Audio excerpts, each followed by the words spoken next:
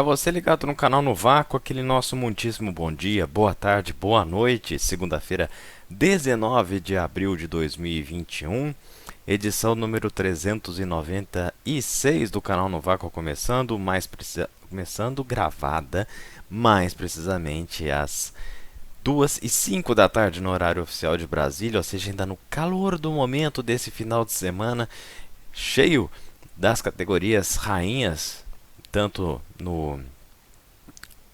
na Fórmula 1, quanto nas motos, na MotoGP, quanto também na Fórmula Indy, porque não, uma categoria rainha, e também na NASCAR. Então hoje tem assunto pra caramba, é demais o que nós vamos falar hoje, verdades absurdas sobre alguns pilotos que a gente viu ontem. Começar pelo senhor Lando Norris, né? Que piloto conseguiu ali aproveitar um cochilo, mas olha, o Leclerc agiu certo ao não tentar ultrapassar o Verstappen mesmo com aquela saída de pista, porque o Verstappen não tinha as quatro rodas do carro fora do asfalto em nenhum momento. A roda dianteira direita e depois a traseira direita tocam o asfalto, então o Leclerc fez bem em segurar. Só que depois que segurou, aí segurou demais, né? O Lando Norris veio ali com mais ação, colocou por fora, passou, foi embora e depois conquistou o pódio, chegando na terceira colocação, porque não deu para segurar Lewis Hamilton. Lewis Hamilton não é Valtteri Bottas, Lewis Hamilton se recupera, Lewis Hamilton é vida, ele relarga em nono, faltando 29 voltas, chega em segundo, tentou ainda uma aproximação ao Verstappen, só que na hora que ele era sexto colocado, já estava 11 segundos atrás, e aí, faltando 19 voltas, né, a chance de uma aproximação na liderança era nula e ele acabou terminando ali 22 segundos atrás do Verstappen, porém com a melhor volta. E a melhor volta dá assim a ele ainda a liderança do Campeonato Mundial de Pilotos 2021. Verstappen quase pela primeira vez na carreira na Fórmula 1, ele já vencedor de alguns GPs e candidato ao título desse ano, ele nunca liderou o Campeonato Mundial de Construtores, quase foi ontem. Quem sabe fica para Portimão, por que não? É, e aí tem os segundos pilotos. O Bottas fez aquela corrida que a gente já esperava, né? Ficou lá atrás, continuou brigando, demorou para passar Stroll, ficou brigando com Vettel e não conseguiu segurar a McLaren do Ricardo. Aliás, a McLaren do Ricardo não, a McLaren do Ricardo já estava lá na frente, aliás. Parênteses. O Ricardo foi um gentleman. Ele não tinha nada que dar lugar para o Norris. A equipe pediu, ele encostou, o Norris foi lá para frente. Ricardo é irreconhecível na chuva. Ele é um ótimo piloto de piso molhado. Não é o nível Hamilton Verstappen, mas é um ótimo piloto. Nunca vi uma prova horrorosa antes de ontem do Ricardo em piso molhado. Muita saída de pista. A pista estava bem difícil ontem. O Alonso acabou perdendo o controle do carro a caminho dos boxes. Depois mudou para pneus de chuva intensa. Teve que trocar depois, né? Porque na largada parada, né? Que depois a Fórmula 1 também, Jesus. Pra que largada, né? Rolling start, pra que na relargada, né? Mas tudo bem. O regulamento fala em bandeira vermelha, largada, parada. Que condições da pista? A pista estava seca, estava todo mundo de slick, né, Fórmula 1? Era com vontade de terminar a corrida logo, a dona Fórmula 1. Mas o Gasly e as duas Haas mantiveram a condição de pneus para chuva extrema e acabaram pagando pato, né? O Mick Schumacher depois rodou sozinho no aquecimento. Pra que aquela amplitude toda, Mick Schumacher, né? Você só um lado pro outro, assim, ó, tchum, tchum, tchum, esfregando. Sabe quando você pega a toalha e esfrega as costas? É o mesmo movimento que você faz com o volante. Não é manobra do carga pesada para um lado e para o outro, como se estivesse dirigindo o Scania Sapão, né? Bateu, mas sabe que errou.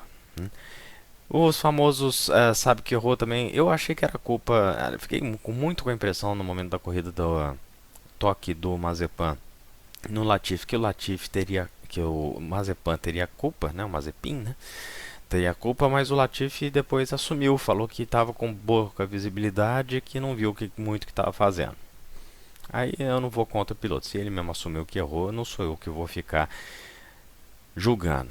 Outro que devia ter assumido que errou e ficado quieto foi o George Russell. George Russell foi lá, deu tapa no capacete do Bottas sem razão. O Bottas não fez movimento brusco algum, ele deu uma jogadinha de lado muito leve, nada perto do que o Norris fez para defender o Hamilton, nada perto do que o Sainz fez para defender o Hamilton, nada perto do que o Leclerc fez para defender o Norris. O Russell assustou, enfiou roda na grama e pau no meio do Bottas ali depois de dar o pinote no carro. Eles se acharam ali na chicane da Tamburello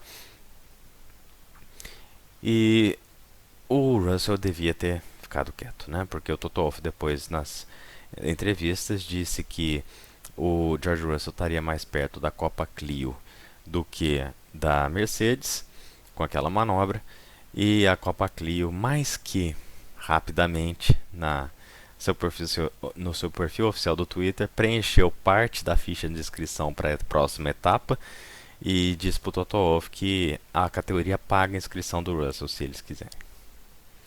Russell, calma, garoto. Tu é novo. Você tá segunda temporada e meia de Fórmula 1. Calma. Muita calma nessa hora. E pior, né? Foi bater no carro que ele tá querendo guiar. Que é... E o Toto Wolff hoje já disse que o desenvolvimento da Mercedes vai ficar atrasado porque ao invés de gastar tempo testando coisas novas no túnel de vento no carro do Bottas, eles vão passar tempo arrumando o carro do Bottas. Ou seja, vão ter dados só no carro do Hamilton para levar lá para Portimão. O campeonato então tem um ponto de vantagem de Hamilton para Verstappen. Norris com o pódio assume a terceira colocação, com Leclerc em quarto. Leclerc, aliás, a Ferrari andou relativamente bem, terminou em quarto e quinto, era o que dava para fazer. Depois do cochilo, né? Nada me tira da cabeça que o Leclerc cochilou. Bottas 16, Sainz 14, Ricardo regular 14 e Pérez. Esse vai dormir, esse dormiu com a cabeça pesada, vai ter que sentar, explicar para Helmut Marko, para Christian Horner, porque depois da relargada era outro piloto, outro Pérez. Parece que sair do ritmo, sair do cockpit e perder aquela batida do ritmo de prova que estava levando bem. Vamos lembrar que o Pérez tomou um stop and go, foi ficar lá atrás e no meio daquela confusão toda na chuva ele se achou na quarta colocação, coisa que na quarta não, ele era quinto colocado, né? Ele relargou ali atrás da Ferrari do Leclerc. Não, estava em quarto. Estava em quarto. Ou seja, né?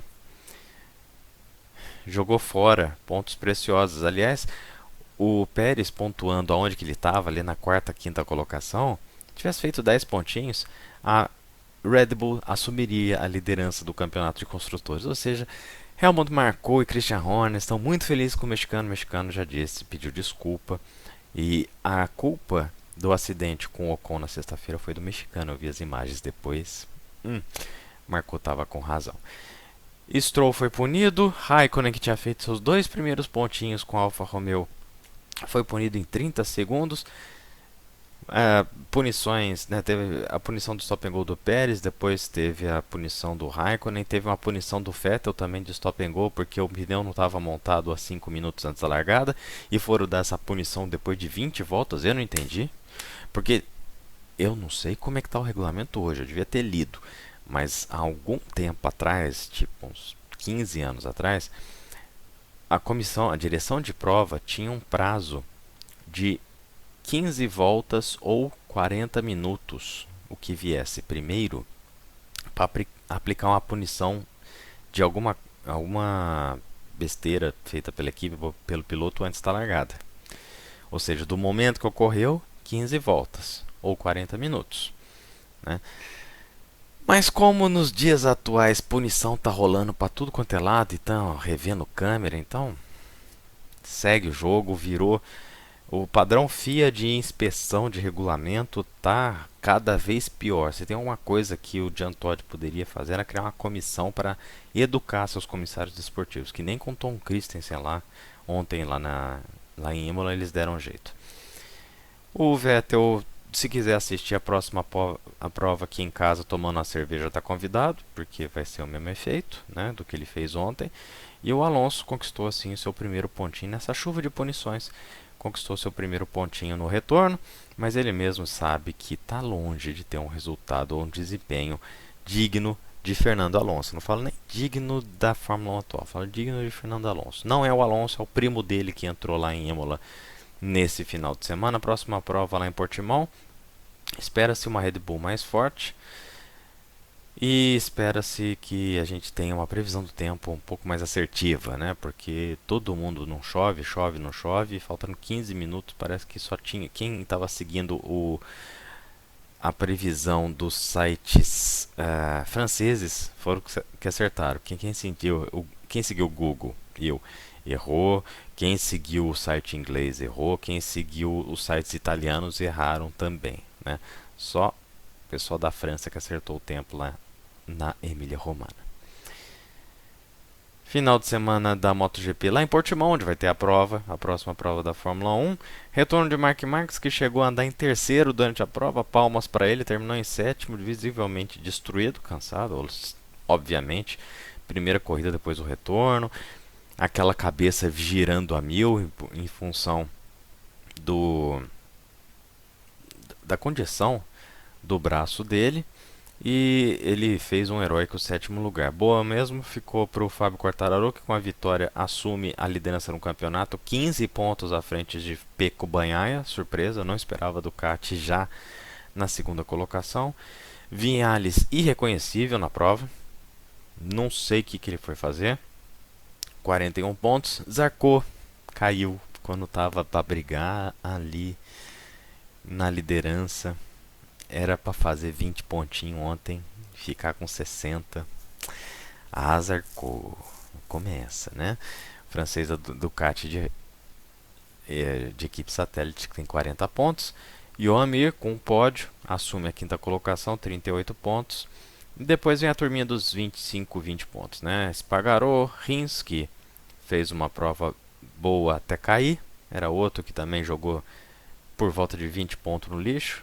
E agora faz uma diferença danada na MotoGP, porque essa temporada, assim como foi a temporada passada, vai ser disputada no detalhe. Quem vier muito em ascendente no final da temporada, como foi o Mir ano passado, vai ter maior chance de ser campeão.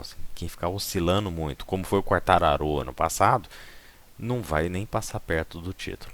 Depois tem Brad Binder, a KTM ainda aparecendo entre os 10 primeiros, mas não fez lá muita coisa nesse final de semana. Enea Bastianini com a outra Ducati 18 e Jorge Martin com mais uma Ducati 17 pontos. É um show de Ducati no top 10 da MotoGP. É uma temporada que vai ser, como eu disse, definida no detalhe, mas está ficando bem entre Yamaha, Suzuki e Ducati.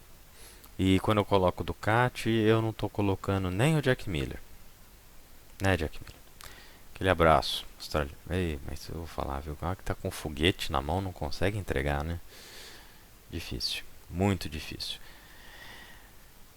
Fórmula Indy começou lá em Alabama e começou assim, na foto que você tá vendo. O Joseph Newgarden falou: pra que terceira e quarta fila? Então tirarei eu, o Colton Herta, o Ryan Hunter-Reay e o Felix Rosenqvist da prova. E pronto, tamo tudo aí, vamos começar a Fórmula Indy desse jeito. Então você está vendo aí, o Newgarden obviamente assumiu o erro. Uma prova bem tática, um joguinho de xadrez, foi definir as posições de pista ali, foram se definir depois da volta 68, que era quando aí todas as táticas pararam e não teve mais bandeira amarela até o final. E Alex Palou, quem disse que o 10 não ganha, hein? Maldição do 10 acabou ontem. Ganhou, acho que desde o Tony Kanaan. Não, desde o Rosenqvist. O Rosenqvist ganhou uma prova com 10. Mas ó, tempos, né? Um ano sem vitória. Mas entre o Rosenqvist e o Kanaan, por exemplo, teve um hiato bom. Que aí, nossa, Ed Jones. Meu pai do céu. Enfim, O 10 ganhou, isso que é o mais importante. O Ganassi I like winners, como sempre ele gosta de twittar. E 10º lugar para Romain Grosjean, fez uma estreia ok, largou em sétimo, termina em 10º, né? Tá tudo ótimo ali para o piloto francês. E uma boa prova para se esquecer do Jimmy Johnson, terminou 3 voltas atrás.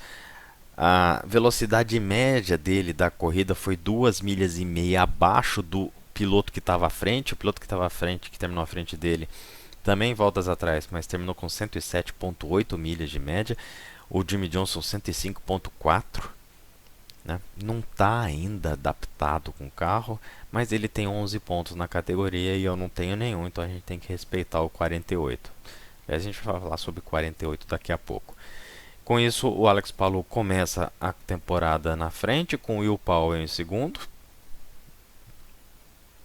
E desculpa por essa desafinada no segundo, é que a garganta já foi pro vinagre hoje. Scott Dixon em terceiro, Pato O'Ward que largou na pole, mas sucumbiu na estratégia. A McLaren não acertou na estratégia ontem. Quarto colocado, o Bourdais, que a gente falou na sexta-feira. Sempre tem as corridas malucas que jogam o Bourdais lá pra frente, né? Rinus VeeKay, agradável surpresa, não esperava uma prova boa do VeeKay, ele que inclusive ele participou do Fast Six no sábado. Hall, né, aquela regularidade, né, entre quinto e sétimo em qualquer corrida de qualquer circuito. E Marcus Ericsson, parabéns, 8ª colocação com mais uma Ganassi. A Ganassi foi bem ontem, foi muito bem, colocou 3 carros entre os 8 primeiros, nem a Penske fez isso. Porque o Newgarden não deixou, né? Vamos combinar. Muito. A prova foi bem tática, como eu disse, mas vamos colocar aqui um ponto positivo para a transmissão da TV Cultura. Muita gente falando bem informativa, né? Também com o Rodrigo Matar e com o Klein lá participando da transmissão. Vamos ver se o app, né? O app da Arena Indy lá na Cultura, ver se melhora, né? Porque usar no sábado, esquece, horrível, tava medonho. NASCAR, quem diz que 48 não ganha, né?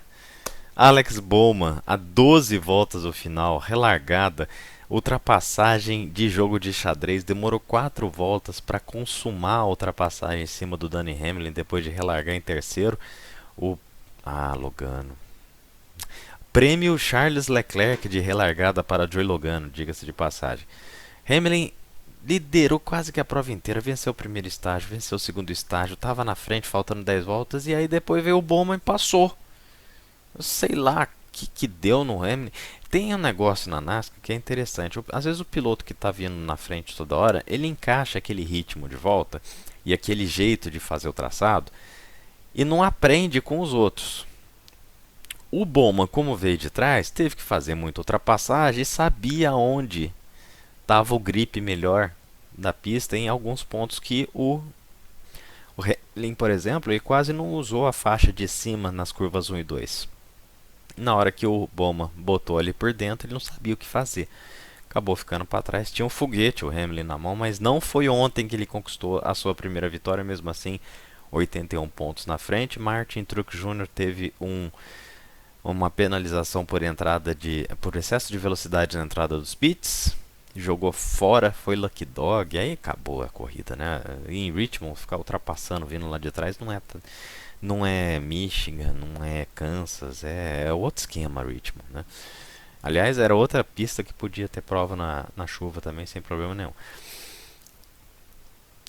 81 pontos atrás, Joey Logano, prêmio Charles Leclerc de relargada no 82 pontos, William Byron, 124. Aí, né, Truex Jr., Logano, Byron, Blaney e Larson. Larson não fez uma prova legal ontem não, tá? Estão classificados para os playoffs. Aí vem a turma sem vitória: Chase Elliott, Kevin Harvick e Brad Keselowski, virtualmente classificados, dificilmente vão perder a vaga por pontos. Christopher Bell, que chegou a andar bem, brigou no final ali com o Almirola pela 4ª colocação, foi bem no finalzinho, está mostrando um desempenho melhor do que era do Eric Jones no 20. Kyle Busch, minha aposta. Chegou a andar em terceiro. Aí eu dei aquela animada, fui dormir tranquilo. Quando acordei, oitavo. Ziquei mais uma vez o menino. Parar de apostar nele, coitado. 11ª posição. O Austin Dillon sem vitória também, 12º. Alex Bowman, agora classificado, 13º, roubando uma vaguinha ali da turma de baixo dos pontos. Porque agora temos Rick Stenhouse Jr., menos 212. Kurt Busch perigosamente na 15ª colocação, como frequentou o Jimmy Johnson ano passado, depois acabou ficando fora, menos 220. E Chris Buescher, nossa famosa tartaruga em cima da árvore, não tem carro para ficar ali no 16, mas nem por milagre. E a gente falava que Michael McDowell era a segunda tartaruga em cima da árvore, ele está em 17º, já nem, apesar da vitória de estar classificado para o playoff, nem aparece na lista dos 16 primeiros, ou seja, ele tem que ficar entre os 30 mesmo para começar o playoff. Vai fazer 3 provas de playoff. Quem ia imaginar no começo do ano que Michael McDowell faria 3 provas de playoff em 2021? A NASCAR está bem divertida, 8 vencedores diferentes em 9 provas, apenas o Martin Truex Jr. repetiu uma vitória esse ano, fez 2. É isso. 21 minutos. Começou a época agora, né? Com todas as categorias correndo. Começou a época dos vídeos de edição de colecionador, trilogia Senhor dos Anéis. Um grande abraço para vocês que nos acompanham. Inscreva-se no canal, compartilhe esse vídeo nas redes sociais, ative a notificação, o famoso sininho. E quanto mais propaganda, mais comentário vier aqui nos nossos vídeos, a gente agradece. Ficamos por aqui, uma ótima semana para vocês. Se puder, fique em casa o máximo que puder, porque o coronavírus ainda está aí, apesar de já termos 26 milhões de pessoas vacinadas no Brasil, que é uma maravilha, 10% da população já está vacinada. Show de bola. Vamos nessa, vamos com calma que vai chegar vacina para todo mundo. Um grande abraço para vocês. Ótima semana, voltamos na quinta-feira com mais previsões infalíveis. Eu não errei nenhuma previsão nesse final de semana. Estou tocando Queen na minha cabeça. Vamos agora subir a vinheta.